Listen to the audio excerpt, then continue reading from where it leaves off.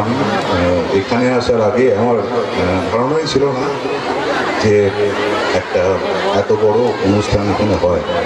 আমি শুনেছিলাম যে এই আনন্দমঠ স্কুলের কর্মযোগ্য সম্পর্ক অনেকবার ভেবেছি আসবো। যাই হোক, ভগবান সেই সুযোগটা করে দিয়েছেন। আপনাদের সামনে, তোমাদের সামনে আমার যারা স্নেহের ছাত্রছাত্রী আছে তাদের সঙ্গে একটা যোগাযোগ করার, মানে এত সুন্দর অনুষ্ঠানে একটা ছন্দপতন ঘটেই গেল আমার আসার জন্য। তাও সবচেয়ে বিরক্তিকর যেটা, সেটা হচ্ছে প্রধান অতিথির বক্তব্য। একটুখানি তো বলতেই হয়, তোমাদেরও একটু শুনতে হবে, কি আর করা যাবে। তো আমার অনেকদিন থেকেই একটা উপলব্ধি ছিল যে মানে যে কোনো বিদ্যালয়ের নাম বিদ্যালয় কেন, শিক্ষালয় নয় কেন। আমাদের স্কুলেও আমরা পড়েছি, আমার বাবা মাও আপনাকে শিখিয়েছে যে বিদ্যালয় এটা শিক্ষালয়ই হওয়া উচিত।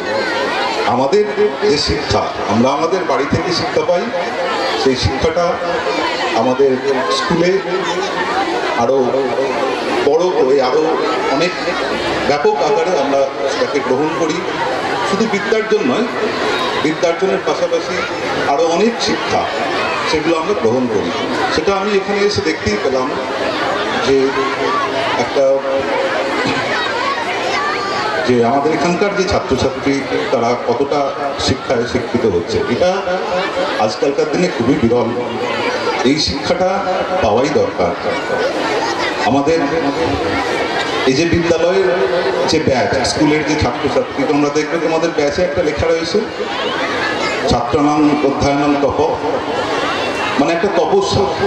আমাদের ছাত্রদের একটা তপস্যা হচ্ছে এই বিদ্যা শিক্ষা। তপস্যার মতো করেই তাকে করতে হবে। আমাদের শিক্ষা, আমাদের জ্ঞান, আমাদের ঠিক ভুল বিচার করতে শেখায়, আমাদের কোনটা ঠিক কোনটা ভুল বিচার করতে আমরা সক্ষম হই। একজন জ্ঞানী মানুষ, একজন শিক্ষিত মানুষ সমাজে মাথা উঁচু করে বাঁচতে পারে। এবং আমাদের এই আনন্দমঠ স্কুল শুধু নয়, সমস্ত ছাত্রছাত্রী আমাদের লক্ষ্য থাকবে যাতে সমাজে তারা মাথা উঁচু করে বাঁচতে পারে। শুধুমাত্র বিদ্যার্জন নয়, তার সঙ্গে আরও কিছু দরকার। বিদ্যা শিক্ষা অবশ্যই দরকার। আমাদের যে সমস্ত ছাত্রছাত্রী আছো এখানে, তোমাদের নামের পাশে যে একটা পিতৃদত্ত ফ্যামিলির যে টাইটেল রয়েছে, সেই টাইটেলটা তো রয়েইছে।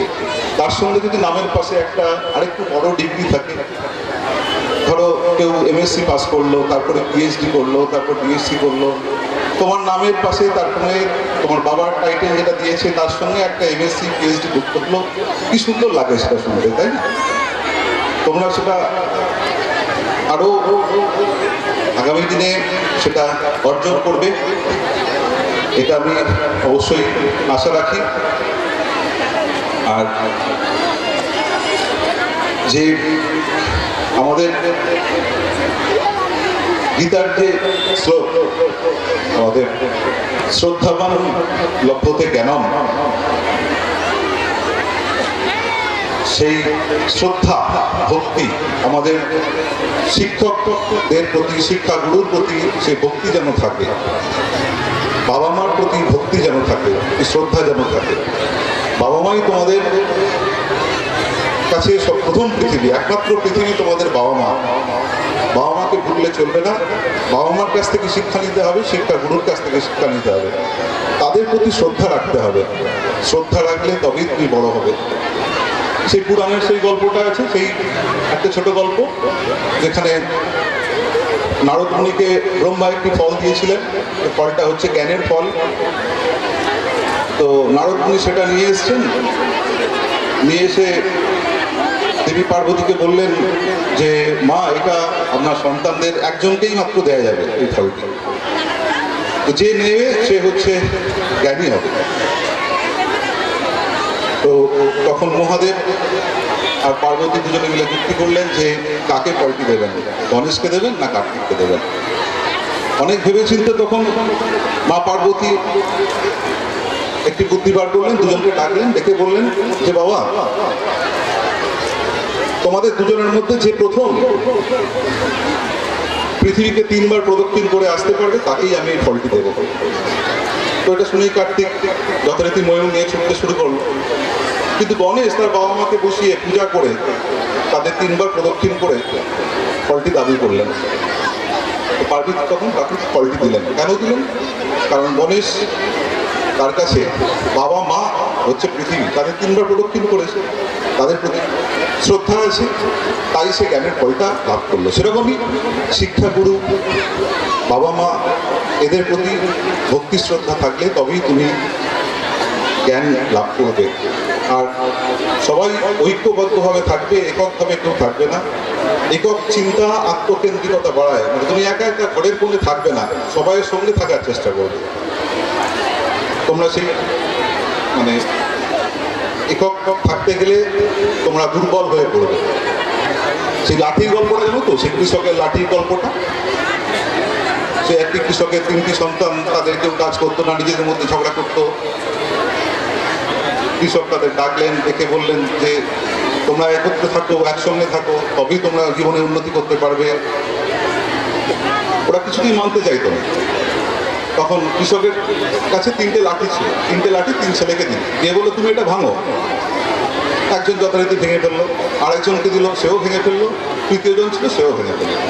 তখন আরও 3টে লাঠি জোগাড় করলেন, 3টে লাঠি একসঙ্গে দিয়ে বললেন এবার তোমরা ভাঙো। তখন তারা ভাঙতে পারলো না। মানে একতাই শক্তি, একসঙ্গে থাকতে হবে, একাগ্র চিত্তে থাকতে হবে, সবাই মিলে থাকতে হবে। আমাদের সাম্প্রদায়িক সম্প্রীতি বজায় রাখতে হবে, আমাদের ভেদাভেদ ভুলে থাকতে হবে, সমস্ত ছাত্রছাত্রী একসঙ্গে থাকতে হবে, বাবা মাকে নিয়ে থাকতে হবে, শিক্ষক শিক্ষকদের নিয়ে থাকতে হবে, পাশের বাড়ির লোকজনকে নিয়ে থাকতে হবে, সমাজের জন্য থাকতে হবে। শিক্ষা পেলে তবেই সমাজ উন্নতি হবে, সমাজ উন্নতি হলে তবেই দেশ উন্নতি হবে। শিক্ষা ছাড়া কোনোদিন দেশ উন্নতি হয় না। আর একা একা থাকতে থাকতে আত্মকেন্দ্রিকতা বাড়ে। আত্মকেন্দ্রিকতা বাড়লে কি হয়? একা একা থাকার জন্য শুধু মোবাইলের উপরই ভরসা করতে হয়। যত মোবাইল দেখবে তত দেখবে, আগে দেখতে 5 মিনিটের ভিডিও চলতো, 10 মিনিটের ভিডিও চলতো, এখন 2 মিনিটের রিলসে চলে এসছে। ফ্রিকল মাইন্ডেড হয়ে যাবে, মানে 30 সেকেন্ডের একটা ভিডিও পছন্দ হচ্ছে না, আবার সরিয়ে দাও। একটা 1 মিনিটের ভিডিও পছন্দ হচ্ছে না, আবার সরিয়ে দাও। কন্টিনিউ দেখতে থাকছে, দেখতে থাকছে, দেখতে থাকছে। কেন? আত্মকেন্দ্রিক। পাশের কারোর সঙ্গে কোনো যোগাযোগ নেই। ইভেন বাবা মা পর্যন্ত হয়তো অনেক সময় কথা বলার সময় পায় না। স্কুলে কেউ গেলে কথা বলে না, বন্ধুদের সঙ্গে বন্ধুরা খেলাধুলা করে না। ফল কি? বাড়িতে এসে মোবাইল দেখে। মোবাইল দেখতে দেখতে মায়ের কাজ, বাবার কাজ সময় পাচ্ছে না, ছেলেকে মোবাইল দিয়ে দাও। ফল কি হচ্ছে? ছেলের কনসেন্ট্রেশন, তার যে মনোসংযোগ নষ্ট হতে শুরু হয়ে যাচ্ছে। কেন হচ্ছে? সেই রিলস, একটা ছোট রিলসে কনসেন্ট্রেট করতে পারছে না, পছন্দ হচ্ছে না, আবার সরিয়ে দাও। সেখান থেকে আবার অন্য জায়গায়, আবার অন্য জায়গায়, তার মনটা সেট হয়ে গেছে অন্য জায়গায়। তখন যখন ক্লাসে আসছে, সে 1/2 ঘন্টার ক্লাসে কী করে কনসেন্ট্রেট করবে, কী করে মনোসংযোগ করবে?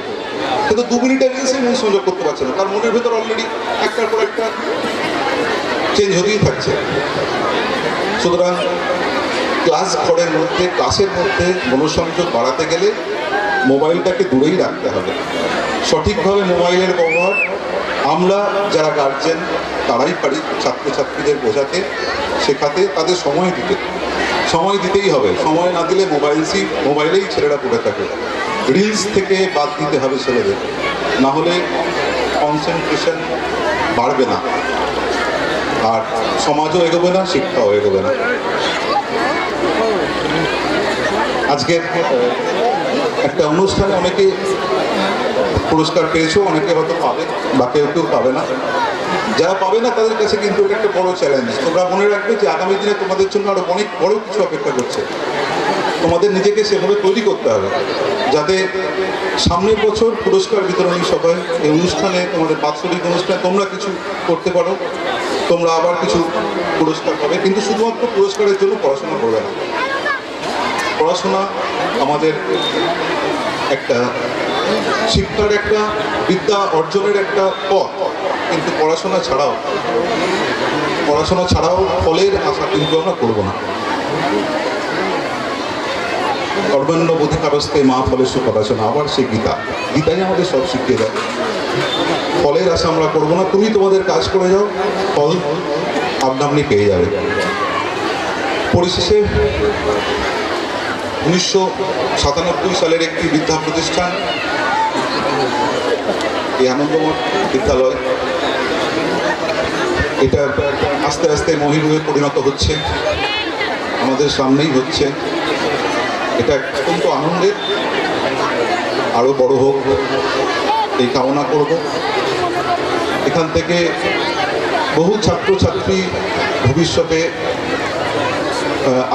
গত দিনেও পড়েছে, আগামী দিনেও পড়বে, ভবিষ্যতে আরও এগিয়ে যাবে, অনেক বড় জায়গায় পৌঁছবে। কিন্তু সবাইকে অনুরোধ করব, রুট তোমার যে শিকড়, সেটাকে যেন ভুলে যেও না।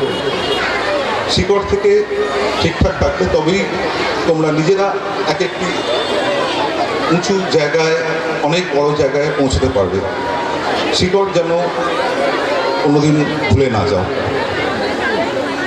অনুষ্ঠানের সাফল্য কামনা করি। ধন্যবাদ।